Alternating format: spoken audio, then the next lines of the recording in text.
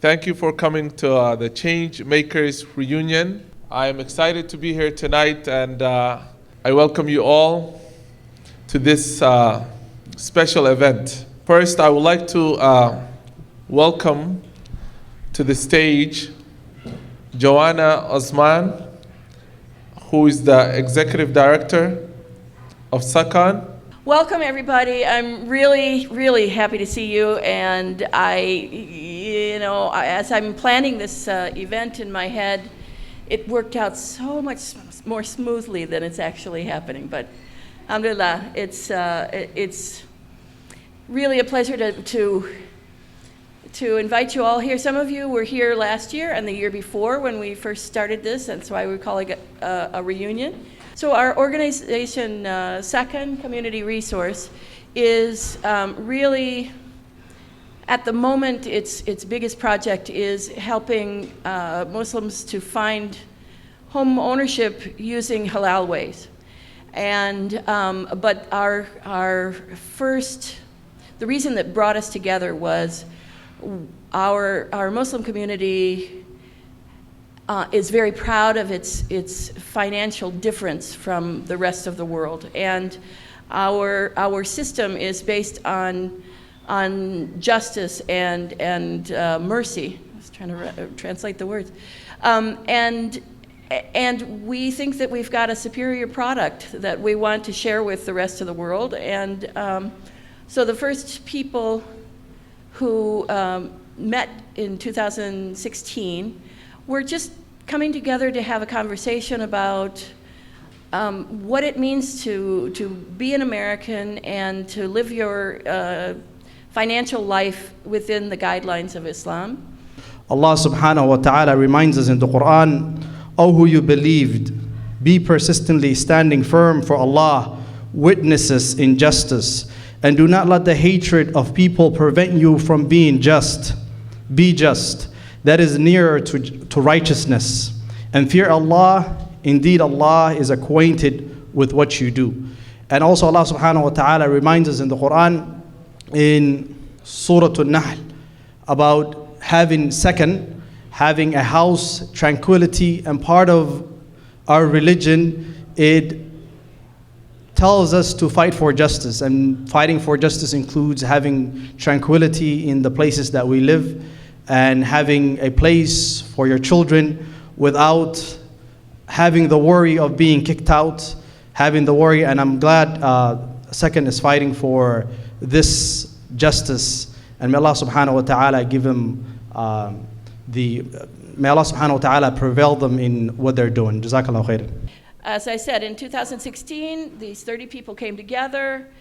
The rest of 2016, we're educating ourselves. How do we get this done? How is it going to happen? We were never worried that it wouldn't happen. We just didn't know how to get it to start.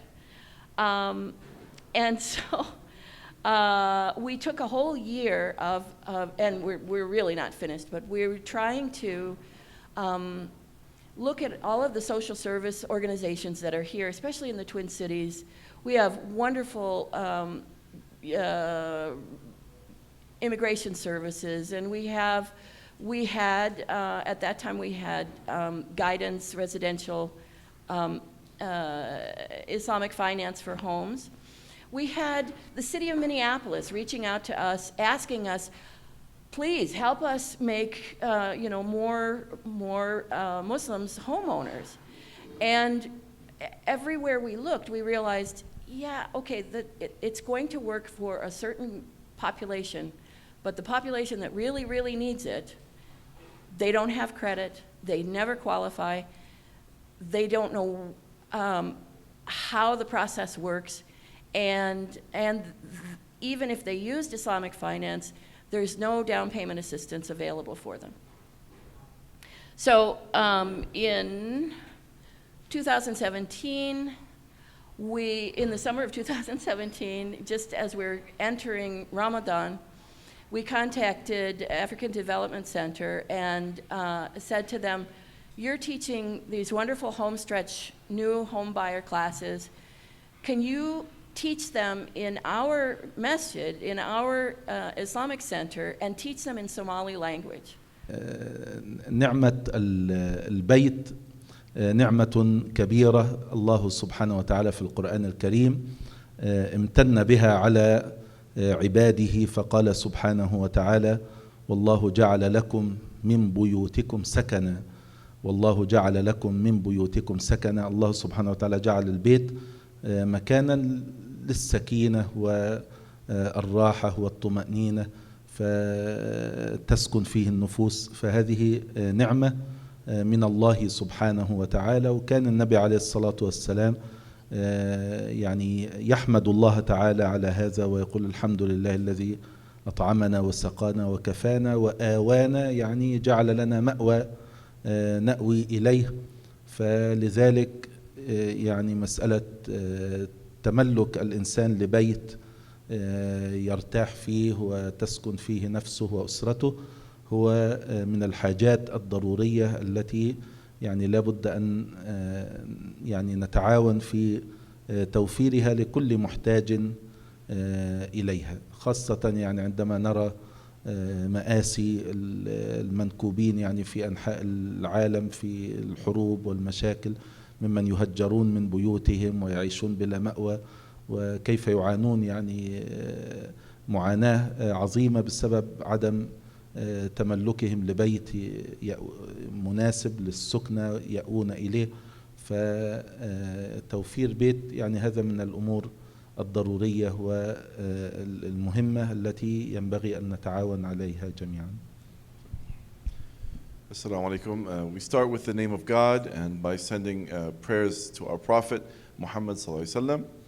The Sheikh mentioned that a house is one of the biggest blessings from God, and Allah in the Quran says that Allah is the one who created in your houses Sakan, which is the name of our organization. Sakan meaning a solid place where you can feel comfortable and you can feel tranquil.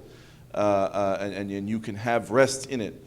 And he also mentioned, the Sheikh mentioned that our Prophet ﷺ, whenever he used to supplicate and show his thanks to God, that he would say, all praise and thanks is due to God, the one who fed us and who gave us drink, and also who supported us or made us strong. And what he meant by supporting and making us strong was that he gave us a house that we can find rest in, that we can find comfort and tranquility. So he says that having a house is such a great blessing that we should be thankful for. But not only should we be thankful for the houses that we have, but we should help others to gain houses, to gain stable housing, so that they can also benefit from what we from the privileges that we have and what we are thankful and grateful for.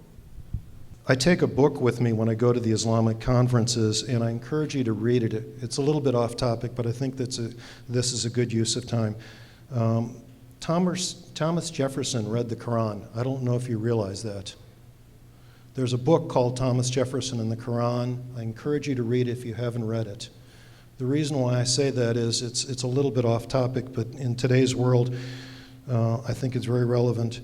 When Thomas Jefferson was talking about freedom of religion, he tested whether freedom of religion works in this country if it includes Islam.